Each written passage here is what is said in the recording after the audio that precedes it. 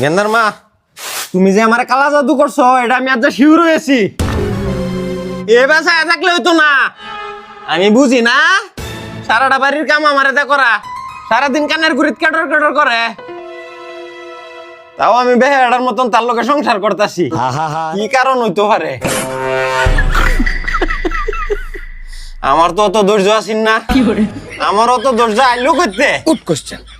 কবিরাজ ধরে তুমি কালা জাদুটা করছো? হ্যাঁ, you are a good question. तेरी औकात मैं दिखाता हूँ तुझे, देख। বার হইছে মনের ভাব, শেষ হইছে আলাপ। মন আমারটা শুনো, কালা জাদু করবার হইলে তোমার লাহান বেড়ারে কি লিগে কালা জাদু করতাম? দেহের আগে আম্বানি ছেড়ারে কালা জাদু করলাম হইলে गजब बेइज्जती है। আর লাহান বেড়ারে আমার কালা জাদু করে রাখুন লাগবো।